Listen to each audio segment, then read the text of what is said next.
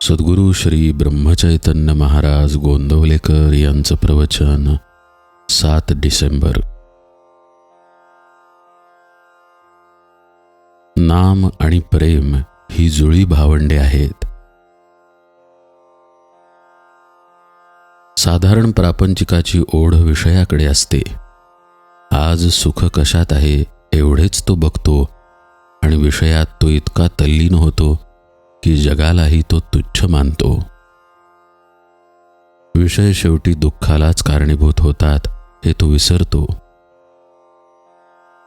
विषय आणि मी एक होतो तेव्हा सुख होतेसे वाटते, पण वास्तविक आजवर कुणालाही विषयाने शाश्वत सुख आणि समाधान मिळालेले नाही.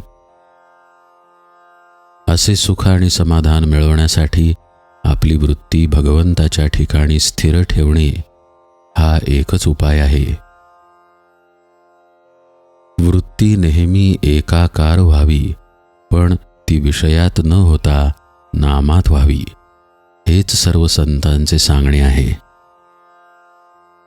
मनाला उलट केले की नाम हा शब्द तयार होतो.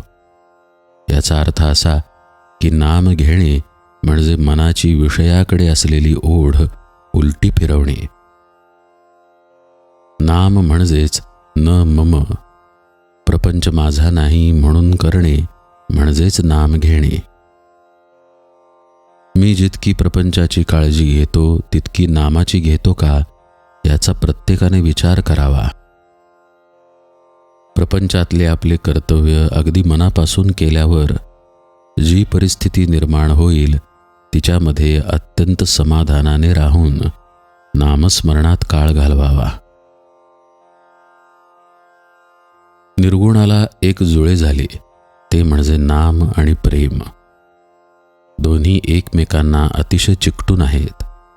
एकाला धरले की दुसरे त्याच्या मागे येते.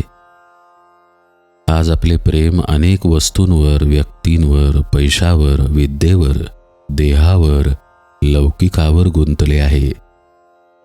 त्या कारणाने भगवंतावर प्रेम करून त्याच्या मागे नाम येईल अशी आपली अवस्था नाही.